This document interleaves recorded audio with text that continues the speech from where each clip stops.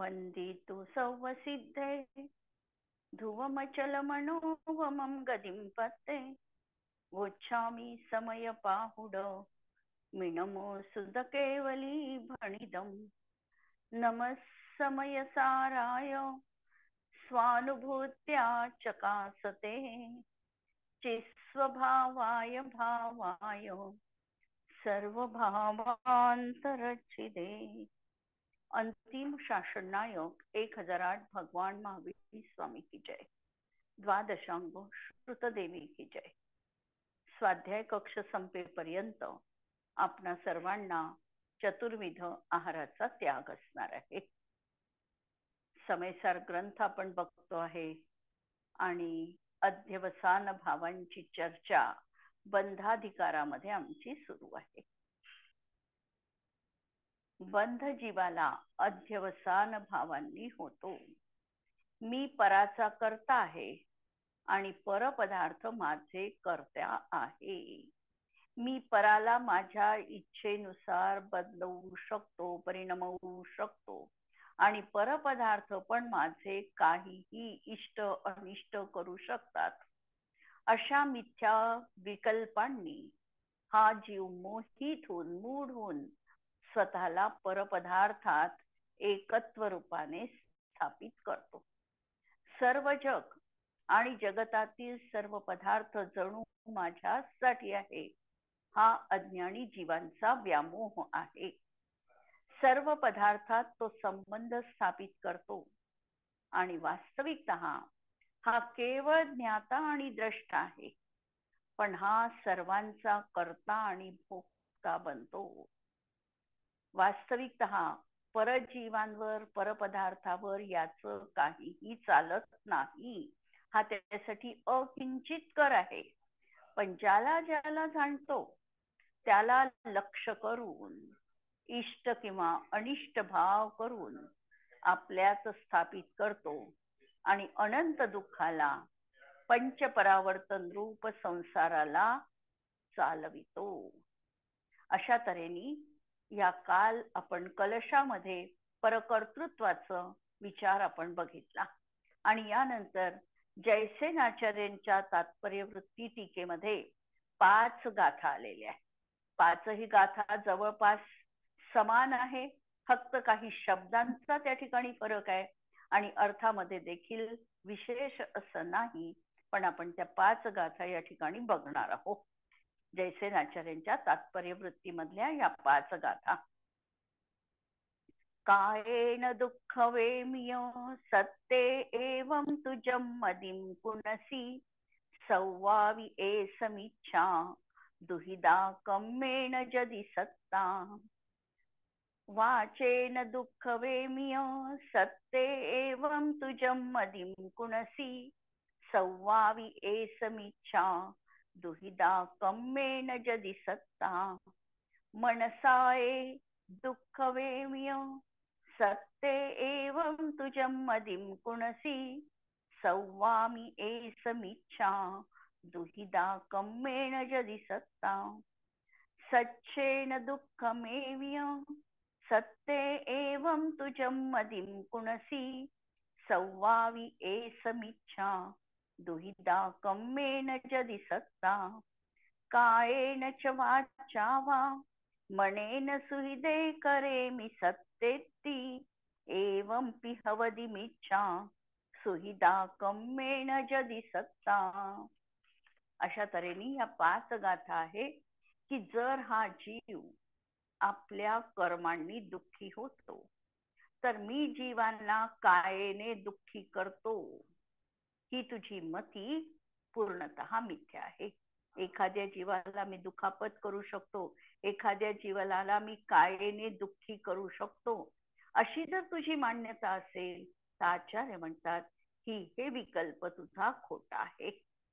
आणि दुसरा विकल्प घेतला, जर जीव आपल्या कर्माने दुःखी होतो तर मी जीवांना वाणीने दुःखी करतो, ही तुझी मती पूर्णतः मिथ्या आहे। या ठिकाणी पहिल्या याच्यात कायेने घेतलं शरीराने, दुसऱ्या याच्यात वाचेने मी दुःखी करू शकतो।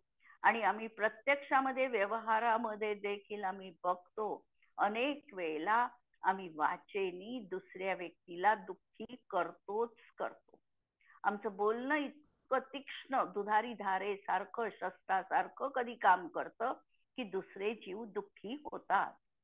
आता हा निमित्त नैमित्तिक संबंध आहे. वास्तविकतः या ठिकाणी निश्चय नयाचं कथन आहे आणि निश्चय नयाने सांगत आहे की जरी मी अशा प्रकारे एक कटू शब्द बोललो, त्याला दुखविण्याची भाषा बोललो, अशा प्रकारचं तीव्र भाषेमध्ये अशा त्याला दुःख होईल अशा प्रकारची वाचा मी वापरली, तरी देखील तो दुःखी जो झालेला आहे तो त्याच्या कर्माच्या उदयाने झालेला आहे. मग याचा अर्थ आम्ही दुसऱ्यांना असं बोलावं हा अजिबात इथे अर्थ अभिप्रेत नाही. निमित्त नैमित्तिक संबंध असणार आहे, परंतु या ठिकाणी आम्हाला फक्त निश्चय नयाच्या कथनाचा विचार करायचा आहे. व्यवहार नयाचं कथन गौण करायचं आहे. म्हणून तो जीव माझ्या बोलण्याने दुःखी झाला नाही, तो त्याच्या असाता वेदनीय कर्माच्या उदयाने दुःखी होणार आहे हा निश्चय या ठिकाणी सांगितला. आणि माझं जे बोलणं आहे हे त्या ठिकाणी निमित्त रूपाने कार्य त्यांनी केलं, निमित्त बनलं ते. पण जो त्याच्या दुःखाचा मात्र मी करता बनू शकत नाही. इथे आम्हाला संतुलितपणे विचार करावा लागणार आहे. आम्ही एक वाक्य वाचलं आणि केवळ व्यवहार न्यायाला सोडून आम्ही जर ते म्हणत असू तर आमच्याही कथनामध्ये दोष आहे. आमचंही ते कथन मिथ्या एकांत म्हटल्या जाणार आहे. म्हणून या ठिकाणी लावताना तर नय सापेक्षपणाच बघायचा आहे. जर हा जीव आपल्या कर्माने दुःखी होतो तर मी जीवांना वाणीने दुःखी करतो, ही तुझी मती पूर्णतः मिथ्या आहे. हे निश्चय नयाच्या प्रधानतेने कथन आम्हाला पाहायचं आहे.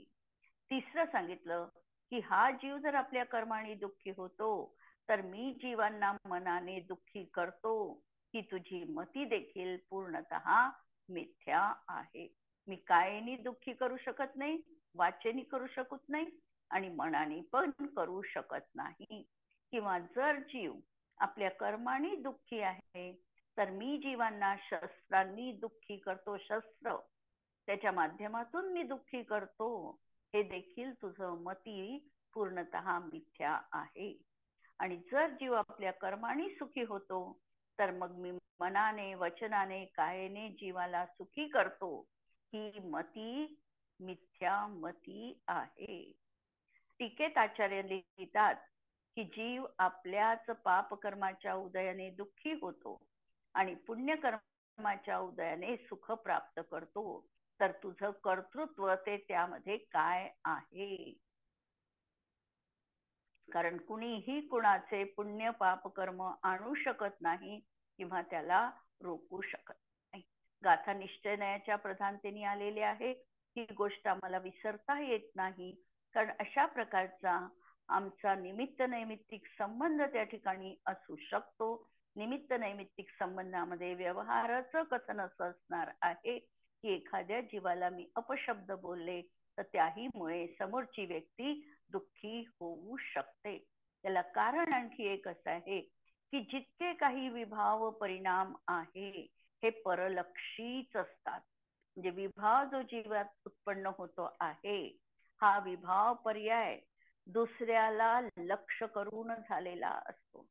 जर आम्ही कोणत्याही पदार्थाच्या स्वरूपाचा विचार केला तर प्रत्येक पदार्थ आपल्या स्वभावाचा कधीच त्याग करत नाही. याच्यामध्ये जीवामध्ये रागद्वेष होण्याचा त्रिकाली स्वभाव नाही, म्हणून जीव रागद्वेष करूच शकत नाही. त्याच्यामध्ये सुखदुःख होण्याचा त्रिकाली स्वभाव नाही, तो वास्तविकतः सुखी दुःखी होऊ शकत नाही. हा शुद्ध निश्चय नयाचा कथनाचा भाग आहे. पण जर आम्ही द्रव्याच्या द्रव्य स्वभावाला न बघता पर्यायगत स्वभावाला बघितलं तर हा जीव पर्यायी मध्ये रागद्वेष मोहरूप परिणाम करतो आहे आणि त्याला बाह्य निमित्त कारण हे परद्रव्य आहे. ते आमच्या मनाचं असेल, वचनाचं असेल, कायेचं असेल, कोणतंही असू शकतं. आणि म्हणून या समोहनीय कर्माच्या उदयाचं निमित्त असताना एक तर अंतरंग कारण मोहनीय कर्माचा उदय आणि बहिरंग कारण अशा प्रकारे मन वचन कायेची प्रवृत्ती किंवा बाह्य वस्तू किंवा व्यक्ती आणि अशा हे भाव जीवामध्ये होतात. म्हणून हा जीव जे काही जाणतो आहे मानतो आहे ते सगळं माझच आहे अशी याची मिथ्या भ्रांती. म्हणून हा सर्व द्रव्याला जगाला आत्मवत बघतो. आणि यानंतर जी येणाऱ्या 2 गाथा आहे 68 आणि 69, 268 आणि 269 ह्या गाथा, या गाथेमध्ये 3 महत्वाचे शब्द या ठिकाणी आम्ही न ऐकलेले असे या गाथांमध्ये 3 शब्द नवीन येणारे आहे. पहिल्यांदा आम्हाला त्या शब्दांचा अर्थ समजून घ्यायचा आहे. पहिल्यांदा तर शब्द येणार आहे, एक पहिला शब्द येणार आहे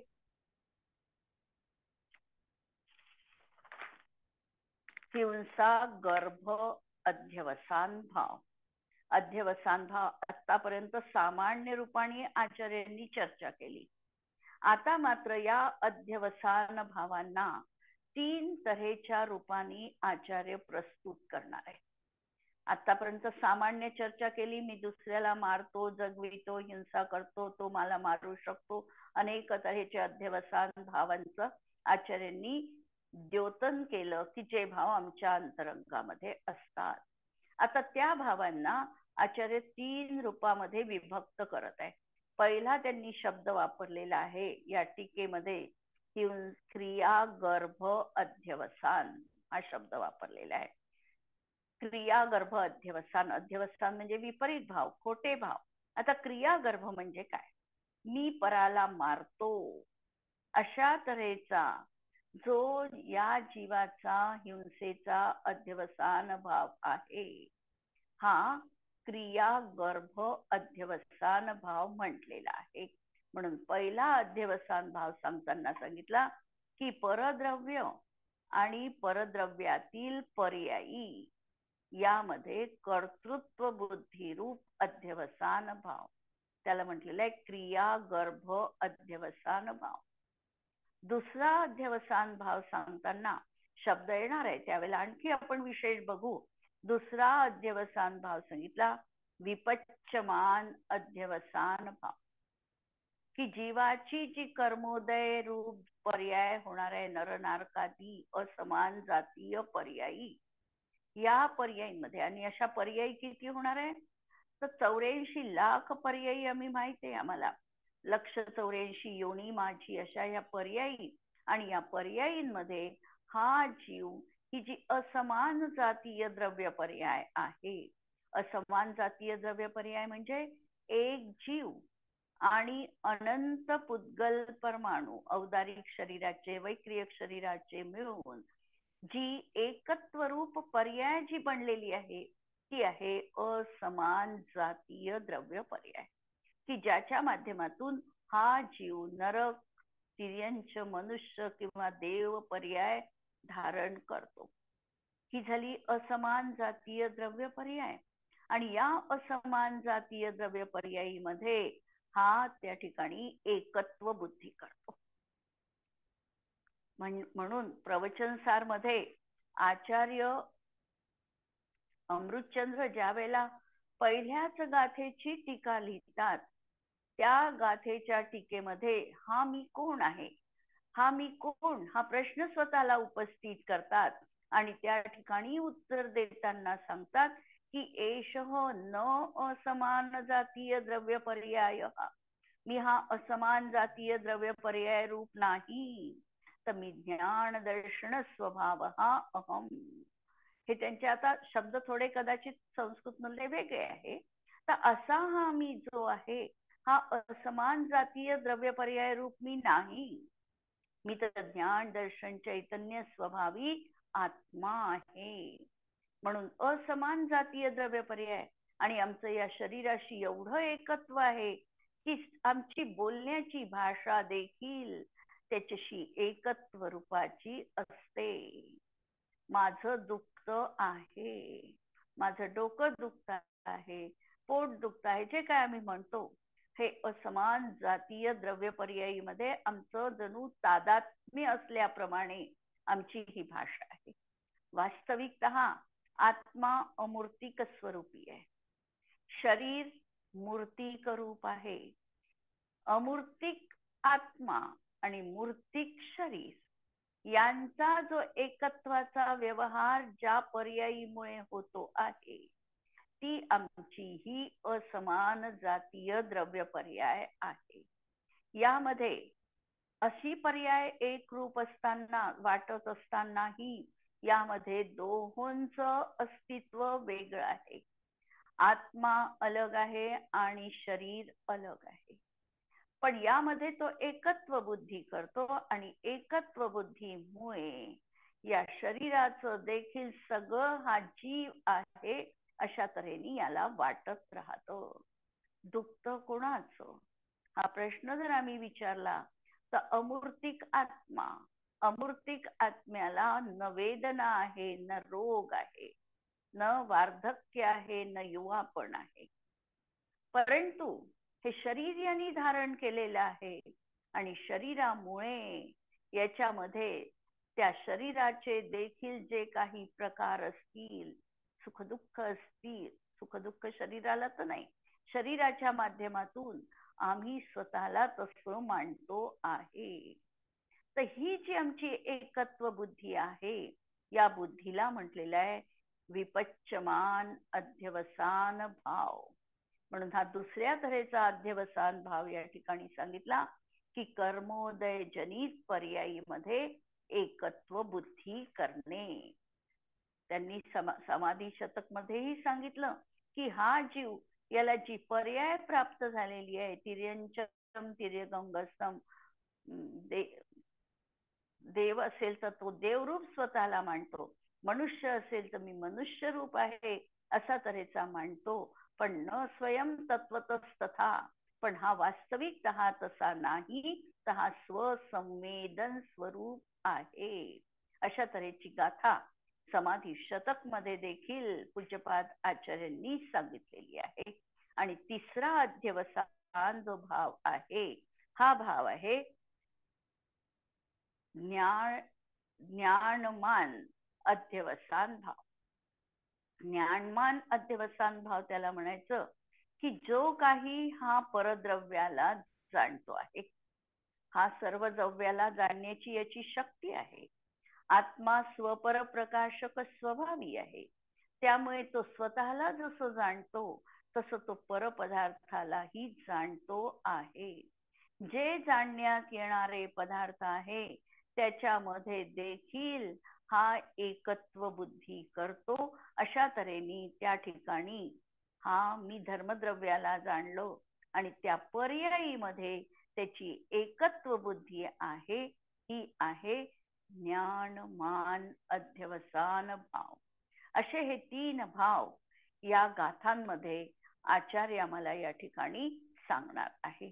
थोडं आम्हाला ही कल्पना नवीन आहे, त्यामुळे ही समजून घेताना थोडे प्रयास करावे लागतील, पण जे आतापर्यंत आचार्यांनी सांगितलेले आहे त्याला 3 मध्ये विभक्त केलेलं आहे.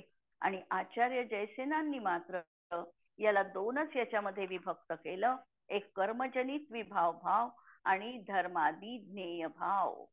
आणि यामध्ये धर्मादी द्रव्यांना ते जाणतात आणि त्यामध्ये देखील हा एकत्व बुद्धी कशी करतो याचाही खुलासा आपण गाथेच्या टीकेत पाहू. पहिल्यांदा 2 गाथा आपण बघूया. 68 आणि 69 नंबरची गाथा. सव्वे करे दिजीवो अज्जवसानेन तिर्य नेर इये, देव म्हणूये सव्वे पुण्यम पावम च नेयविदम, धम्मा धम्मम च तहा जीवा जीवे अलोग लोगम च, सव्वे करे दिजीवो अज्जवसानेन अप्पाणम.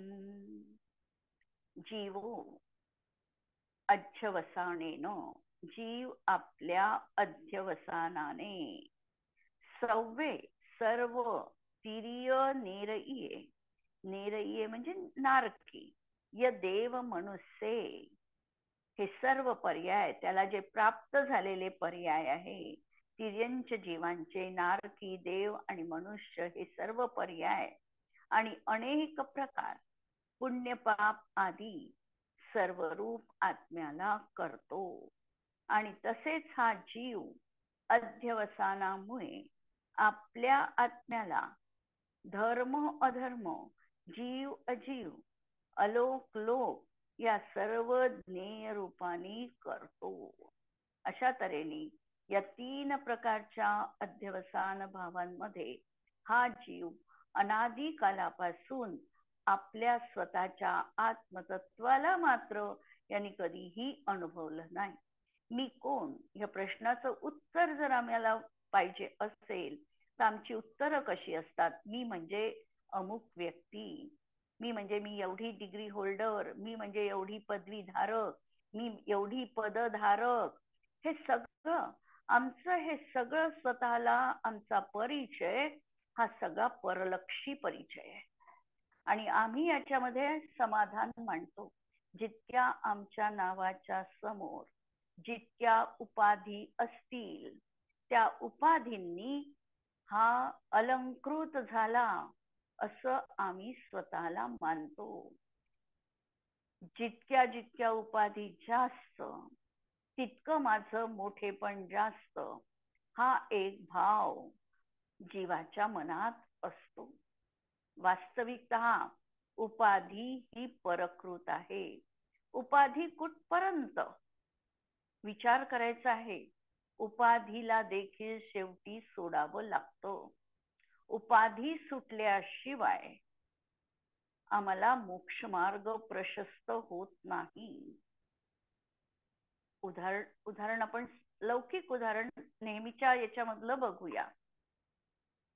जोपर्यंत साधू संस्था, परमेष्ठी संस्था, त्यांचा जर आम्ही विचार केला, परमेष्ठी संस्थेमध्ये देखील आचार्य आणि उपाध्याय या उपाधी आहे त्यांना मिळालेल्या साधू परमेष्ठीला.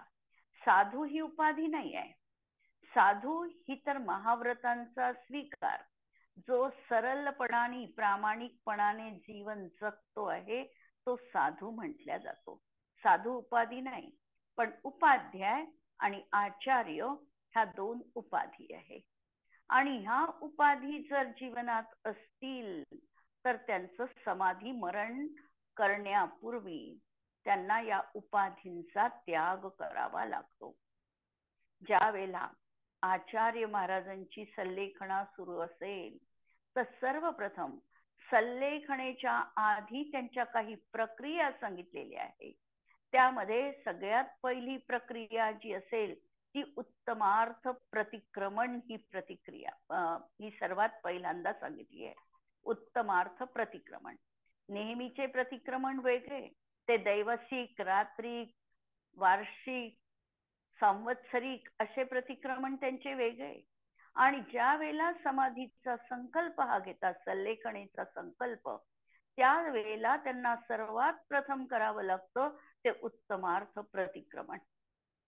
त्यामध्ये सर्व यच्चयावत जीवांची ते क्षमा याचना करतात आणि त्यांना देखील माझ्याकडून क्षमा आहे हा भाव, त्यांचा विराट भाव, व्यापक भाव त्यांच्या अंतःकरणात त्यांना प्रज्वलित करावा लागतो. त्यानंतर संस्तरण आरोहण, गवतांची मृदुशय्या करून त्यावर पश्चिमेला पाय करून, दक्षिणेला पाय करून ते त्या ठिकाणी संस्तरण आरोहण करतात. म्हणजे आता त्यांचा तो बिछाना असा दक्षिणेकडे पाय करून ते स्वतः आपली जाण्याची तयारी करतात. नंतर जे आहे ती त्यांच्या जवळ असलेल्या पदवींचा ते त्याग करतात. म्हणजे ते आचार्य असेल तर आचार्य पदवी त्या संघामधील योग्य शिष्यांना त्या ठिकाणी सोपविल्या जाते.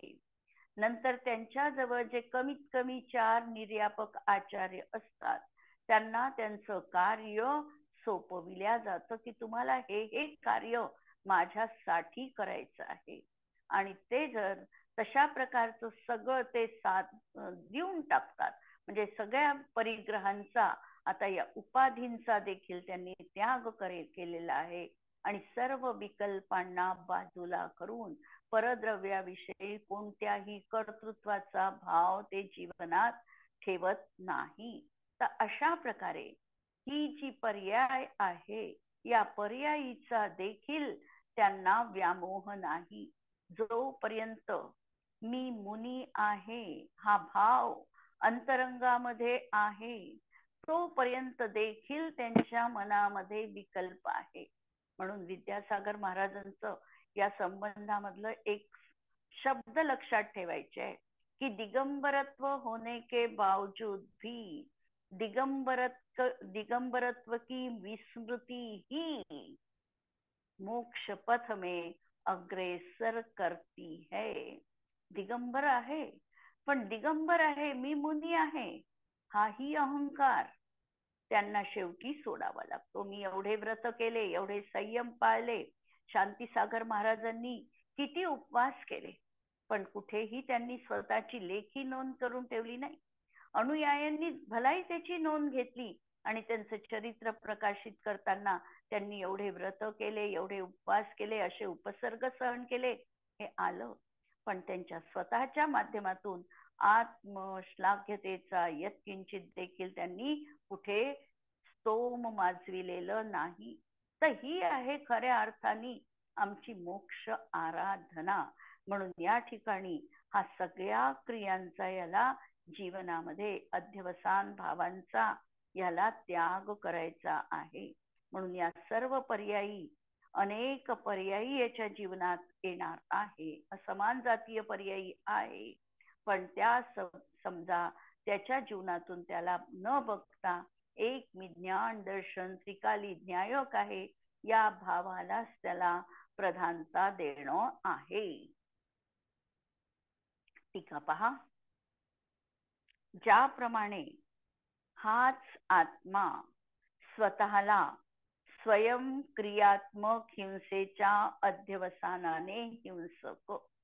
टीकेमध्ये ते शब्द आलेले नाही पण संस्कृत मध्ये ते शब्द बघा की यथा अयम एव क्रिया गर्भ हिंसा अध्यवसानेन हिंसकम. क्रिया गर्भ हिंसा अध्यवसानेन म्हणजे स्वयं हिंसेच्या अध्यवसानानी याला शब्द ठेवून आपण क्रिया गर्भ हिंसाध्यवसान आणि ते आहे हिंसेच्या अध्यवसानानी हा हिंसक बनतो आणि अहिंसेच्या अध्यवसानाने अहिंसक. आता अहिंसेचा देखील अध्यवसान भाव असू शकतो. जसा हिंसेचा आहे तसा मी दुसऱ्या जीवांना वाचविलं, त्याच्या जीवाला मी अभयदान दिलं, त्याला अभयदान दिलं हा देखील आणि माझ्याच दिल्यामुळे त्याचा जीव वाचला.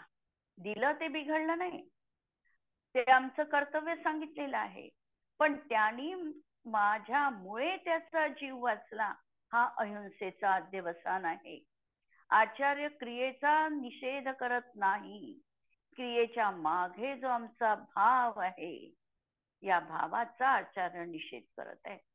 म्हणजे आचार्य अहिंसेचा निषेध करत नाही, अहिंसेच्या मागे जो आमचा अध्यवसान आहे की माझ्यामुळे हा वाचला, माझ्यामुळे हा चांगला बनला, सत्यमार्गी बनला, कोणताही असेल, हा जो अध्यवसान भाव आहे या अध्यवसान भावाचा आचार्यांनी निषेध केलेला आहे.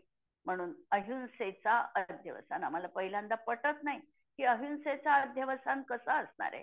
यात पुण्य प्रकृती आहे, पुण्य प्रकृतीचा देखील अध्यवसान जीवनात कसा असू शकतो. पुण्यक्रिया तर आम्हाला करायला सांगितलेले आहे आणि इथे निषेध केला आहे असं सकृत दर्शनी वाटतं, पण पुण्यक्रियेचा निषेध नाही. पुण्यक्रियेच्या मागे आमचा जो अहंकार आहे त्याचा निषेध सांगितलेला आहे. म्हणून ही गोष्ट आम्हाला पुण्यक्रियेच्या बाबतीत लक्षात घ्यायची आहे. म्हणून अहिंसेच्या अध्यवसानाने अहिंसक, तसेच अन्य सत्य असत्यादी अध्यवसानाने अन्य नाना स्वरूप करतो. पाचही पापांमध्ये आणि पाचही पुण्यक्रियांमध्ये ही गोष्ट लावून घ्यायची आहे. असत्याचा अध्यवसान, स्थेयाचा, हे सगळं. आणि इकडे पुण्यक्रियेमध्ये देखील तोच अध्यवसान भाव लावायचा आहे. गाथा आचरणीमध्ये स्वतंत्र लावलेल्या होत्या. तसेच तो उदयात नारकाच्या अध्यवसानाने स्वतःला नारकी मानतो. जर नरक गती, आम्ही आज मनुष्य पर्यायित आहे, तर आम्ही कोण हा प्रश्न आम्ही विचारला की आमचं उत्तर आहे, पहिल्यांदा तो उपाधी सांगितली आम्ही, इतक्या उपाधींनी आम्ही उत्तर देतो. उपाधी संपल्या की मी म्हणतो मी मनुष्य आहे. पण आचार्य, त्याही ठिकाणी ही पण एक तुला मिळालेली उपाधी आहे, ही पण तुझी असमान जातीय द्रव्य पर्याय आहे. मी कोण याच प्रामाणिक आणि सत्य, अंतिम सत्य, अल्टिमेट ट्रुथ, हे तुला शोधून काढायचं आहे. आणि या सत्यासाठी सर्व तीर्थंकरांनी दीक्षा घेतल्यानंतर मौन राहून या अंतिम सत्याचा शोध घेतला. त्यांना कुणीही रेडीमेड सत्य उपलब्ध करून दिलं नाही, किंवा ते रेडीमेड सत्य त्यांना नको होतं. त्यांना त्यांच्या सत्याचं अन्वेषण त्यांनीच त्या ठिकाणी केलेलं आहे. हे अंतर्जगतामधलं त्यांचं स्वतःशी केलेलं स्वतःच युद्ध आहे. आणि या युद्धाच्या परिणतीमध्ये त्यांना जे अंतिमतः प्राप्त झालं ते शेवटचं सत्य त्यांनी केवल ज्ञान रूपाने त्यांच्या पर्यायीत प्रगट झालं. आपल्याला ज्ञात आहे की प्रत्येक तीर्थंकर जे आहे दीक्षा घेतल्यापासून मौन असतात. केवल ज्ञान होईपर्यंत एक शब्द देखील ते बोलत नाही. याचं कारण असं की त्यांना पूर्ण सत्य, स्वतःच्या प्रतितीयुक्त सत्य हे ज्ञात झालं नाही. आणि अर्धवट सत्याच्या आधारे त्यांना उपदेश द्यायचा नाही, कारण त्यांचं ज्ञान तोपर्यंत क्षायोपक्षमिक आहे. क्षायोपक्षमिक ज्ञानामध्ये चारही तऱ्हेच्या वचनाची शक्यता आहे, सत्य, असत्य, उभय आणि अनुभय. त्यामुळे ते बोलणंच त्यांनी टाळलेलं आहे. ते बोललेच नाही आहे, मौन राहिलेले आहे. आणि केवल ज्ञान झाल्यानंतरच त्यांची दिव्य ध्वनी प्रसरित झालेली आहे. तर असं हे हा जीव अध्यवसान भावानी स्वतःला नारकी मांडतो, तिर्यंच मांडतो. आणि स्वतःला तिर्यंच मांडतो. उदयात आलेल्या मनुष्याच्या अध्यवसानाने स्वतःला मनुष्य करतो. आणि उदयास आलेल्या देवाच्या अध्यवसानाने स्वतःला देव करतो. अशा तऱ्हेचा हा कर्मोदय जनित पर्यायी मध्ये एकत्व बुद्धी करतो, ज्याला गाथेमध्ये शब्द ठेवलेला आहे, विपच्यमान नारक अध्यवसानेन नारकम. टीकेमध्ये एवढे शब्द ते पूर्ण ठेवलेले नाही, त्याचा अर्थ आलेला आहे, पण मूळ शब्द तो आहे. आणि त्या शब्दाला आपल्याला समजायला हवं आहे. तर आज आपण इथे थांबतो आहे. आणि उद्याच्या दिवशी, म्हणजे उद्याला समयसारचा क्लास होणार नाही. जिनवाणी के ज्ञान ते सूझे लोकालोक, सो जिनवाणी मस्तक नमो सदा देत हूँ घो. नमो अरिहंताणम, नमो सिद्धाणम, नमो आयर्याणम, नमो उवज्झायाणम, नमो लोए सवसाहुणम. सर्वांना जय जिनेंद्र.